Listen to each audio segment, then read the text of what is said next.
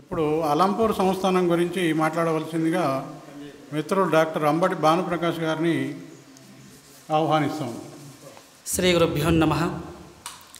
శారద నీరదేందు ఘనసార పటీర మరాల మల్లికాహార తుషార ఫేన రజతాచలకాశ ఫణీష కుంద మందార సుధాపయోధి సీతతామర సామర వాహిని శుభాకారత నొప్పు నిన్ను మదిగానగ ఎన్నడు గల్గు భారతి. ఈనాటి ఈ కార్యక్రమానికి విచ్చేసి వేదికను అలంకరించినటువంటి పెద్దలకు, వేదిక ముందున్నటువంటి పెద్దలకు అందరికీ నమస్కారాలు. కురుక్షేత్రంలో నిలబడ్డటువంటి అర్జునుడు నకాంక్షే విజయం కృష్ణ అన్నాడట. వెనక గురువులు ఉన్నారు, ముందు గురువులు ఉన్నారు, వాళ్ళ మధ్యలో నిలబడి నేను ఏం మాట్లాడాలను కూడా అర్థం కాని పరిస్థితిలో ఉన్నా. సమయం కూడా నాలా చిక్కబడుతోంది కాబట్టి సంక్షిప్తంగానే నా అంశాన్ని ముగిస్తాను. ముందుగా 2 అంశాలు. అందులో నా స్వస్థలం దుప్పల్లి. అది ఆత్మకూరు సంస్థానానికి ఒకనాటి రాజధాని. 1807 సంవత్సరం నుంచి 1810 వరకు 3 ఏళ్ళు ఆ దుప్పల్లి గ్రామం ఆత్మకూరు సంస్థానం రాజధానిగా ఉన్నది. నా జన్మస్థలం ఆత్మకూరు సంస్థానం అయితే కార్యస్థలం గద్వాల సంస్థానం. ఇటీవలే వనపర్తి జిల్లా సాహిత్యం ఒక పరిశీలన అనేటువంటి అంశం మీద ఆత్మకూరు, వనపర్తి, గోపాల్పేట, మానాజిపేట అనేటువంటి సంస్థానాలను కూడా కొంతవరకు నేను చదవడం జరిగింది. ఈ విధంగా సంస్థానాలన్నీ కొంత పరిచయం నేను చదువుకుంటూ వెళ్తున్నాను. తెలియని అంశాలు చాలా వరకు ఉన్నాయి, తెలుసుకునేటువంటి ప్రయత్నమే చేస్తూ వెళ్తున్నాను. అయితే ఈనాడు నేను మాట్లాడుతున్నటువంటి అంశము అలంపూరు సీమలో ప్రాగటూరు సంస్థానం. అలంపూరు అష్టాదశ శక్తిపీఠంగా ప్రసిద్ధి. తెలుగు సాహిత్యానికి వన్నె తేవడంలో తెలంగాణలోని సంస్థానాలు ఎంతో ఉన్నతమైన పాత్ర పోషించడమని చెప్పవచ్చు. సంస్కృతాంధ్రాలకు విశేషంగా కృషి చేసినటువంటి కవి పండితులు ఎవరో ఎంతమందో మనకు తెలుస్తున్నారు. కేవలం కవి పండితులే కాక కవి పోషకులైనటువంటి రాజకవులను కూడా మనం ఈ సీమలో చూస్తున్నాము. వనపర్తి, ఆత్మకూరుతో పాటు ప్రాగటూరు సంస్థానాధీశులు కూడా రచనలు చేసినటువంటి వాళ్ళు ఉన్నారు. ఈ విషయాన్ని తిమ్మభూపాలుడు అనేటువంటి రాజు తను రాసినటువంటి అనర్ఘరాఘవంలో 1వ ఆశ్వాసంలో ఈ విధంగా అంటాడు. ఆలంపుర క్షేత్రానికి సంబంధించి కమనీయ దక్షిణ కాశికా క్షేత్రంబు రహిమించనెవ్వని రాజధాని తుంగాఖ్య గంగా తరంగ రంగౌన్మలి బ్రహ్మేశుడెవ్వని పాలివేల్పు పాదుషావత్త శుంభద్దంతి హయముఖ్య వస్తులెవ్వనియంట విస్తరిల్లు ధరవంతుకెక్కు కందనవోలి వేషంబు గనుతింపనెవ్వని కాణయాచి శిలుల నొప్పు అలంపూరి సీమకెల్ల నాడగౌడును దేశాయి నాడకరణమనెడు విఖ్యాతి యవ్వాని కలెరనతడు ఒల్చే బిజ్జుల పెద్ద తిమ్మ భూవిభుండు బిజ్జుల పెద్ద తిమ్మ భూవిధుండు. ఇక ఆలంపూర్కు సంబంధించినటువంటి ప్రాచీన చరిత్రను కనుక మనం గమనించినట్లయితే ఆలంపూరు, హలంపుర, హతంపుర, హేమలాపుర, అల్చూరు, అలంపురాల్ అనేటువంటి పేర్లతో ఈ క్షేత్రం పిలువబడింది. ఈ క్షేత్రానికి అధిష్టాన దేవత జోగులాంబ. ఇక్కడ ఉన్నటువంటి శివుడు బాలబ్రహ్మేశ్వరుడుగా కొలువు తీరినాడు. ఇక్కడ నవబ్రహ్మాలయాలు ప్రసిద్ధి. క్రీస్తు శకం 6వ శతాబ్ది నుండి 12వ శతాబ్ది వరకు భారతీయ శిల్పకళలో, దేవాలయాల నిర్మాణాలలో కలిగినటువంటి మార్పులన్నీ కూడా ఈ ఆలయాలందు మనకు దర్శనమిస్తుంటాయి. ఇక్కడ ప్రసిద్ధమైనటువంటి ప్రాచీన విద్యాపీఠం కూడా ఒకటి ఉండేదని చెప్పి ప్రతీతి. ఇక్కడ స్థానికంగా రాకాసిగులుగా కొన్ని పిలువబడుతూ ఉన్నాయి. అవేమిటి అంటే మహాశిలయుగ సమాధులకు చెందినటువంటి సమాధులు. ఈ ఆకృతి భేదాలను బట్టి కెయిరన్స్, బారోస్, క్రోమ్లెక్స్, క్రిస్టవేన్స్, డాల్మిన్స్ అనేటువంటి పేర్లతో వీటిని పిలుస్తున్నారు. ఆ రాకాసిగుళ్ళు అనేటువంటివి కూడా ఈ ప్రాంతంలో ప్రసిద్ధి. ఇక ఈ తాలూకాలో ఉన్నటువంటి ఉండవిల్లి, తక్కశిల, ప్రాగటూరు అనేటువంటి గ్రామాలు కూడా ఇక్కడ ప్రసిద్ధి చెందినవి. ఇక ప్రాగటూరు కోట, అలంపూరు సీమలో ఉన్నటువంటి చెక్కు చెదిరినటువంటి రాతి కట్టడము ప్రాగటూరు కోట. కృష్ణానది తీరాన్ని ఆనుకొని ఇప్పటికీ కూడా కృష్ణానదిలో ఆ నీటి పరవళ్లలో మునిగిపోయినప్పటికీ కూడా చెక్కు చెదిరినటువంటి కోటగోడలు అక్కడ దర్శనమిస్తూ ఉన్నాయి. ఒక 2 సంవత్సరాల క్రితం ఆ క్షేత్రానికి వెళ్ళినప్పుడు అక్కడ చూస్తున్నప్పుడు అందులో ఉన్నటువంటి ఆలయాలు పూర్తిగా మట్టిలో కూరుకుపోయాయి. ఆ కృష్ణానది నీటి పరవళ్ళ వల్ల మట్టిలో కూరుకుపోయి ఉన్నాయి.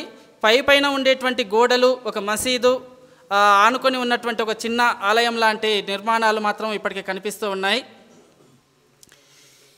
అలంపూరు సీమలో ఉండవెల్లి నుంచి 18 కిలోమీటర్ల దూరంలో ఈ కోట ఉంటుంది. ఇక ఈ అలంపూరు మరియు అమరాబాదు ప్రాంతాలన్నీ కూడా బిజ్జిల వంశీయుల పాలనలో ఉండేవి. ఈ ప్రాగటూరు సంస్థానాన్ని అలంపూరు, కర్నూలు, ప్రాగటూరు అనేటువంటి 3 రాజధానులుగా ఈ వంశీయులు పరిపాలన చేశారు. 17వ శతాబ్దంలో ప్రముఖంగా రాజకవి అయినటువంటి బిజ్జల తుమ్మ భూపాలుడు మురారి మహాకవి రచించినటువంటి అనర్ఘరాఘవాన్ని ఆంధ్రానువాదం చేస్తూ ఈ గ్రామాన్ని, ఈ ప్రాగటూరు అనేటువంటి పట్టణాన్ని ప్రాగటూరు నగరంగా వర్ణించాడు.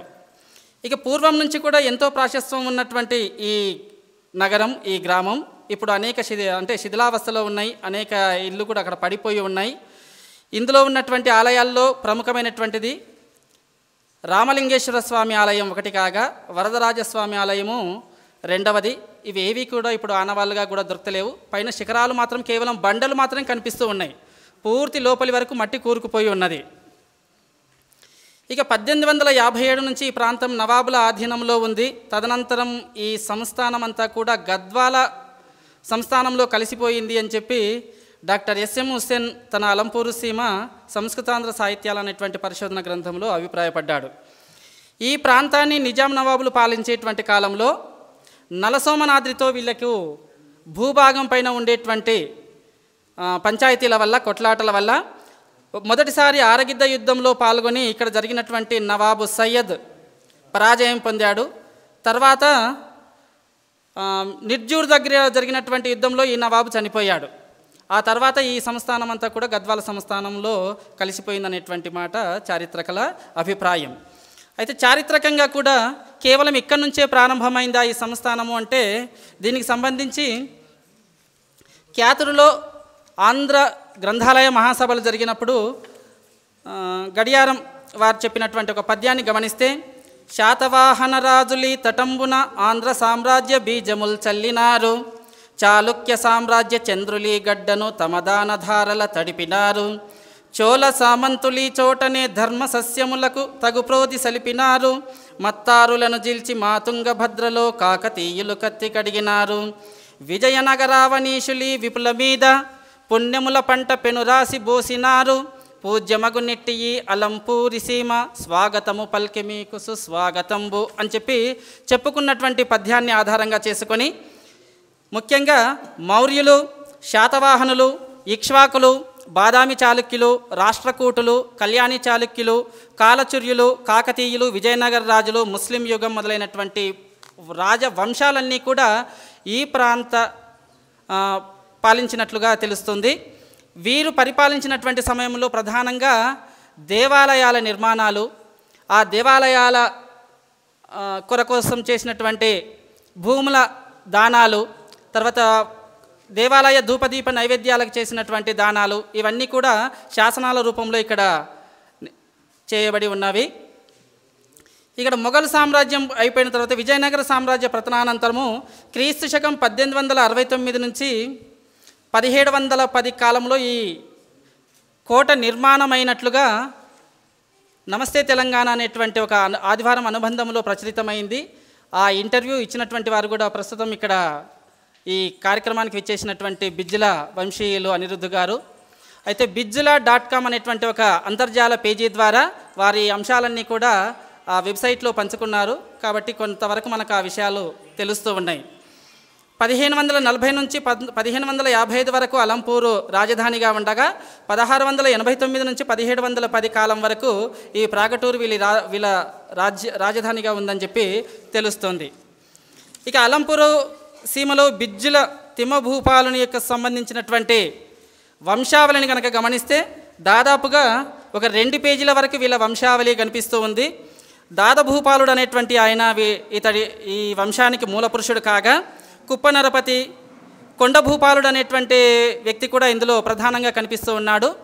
ప్రధానంగా కర్నూలు నగరంలో కనిపిస్తున్నటువంటి కొండారెడ్డి బుర్జ్ అనేటువంటి నిర్మాణానికి కూడా వీరే కారకులు అనేటువంటి ఒక అభిప్రాయం కూడా చారిత్రక పరిశోధకుల్లో ఉంది.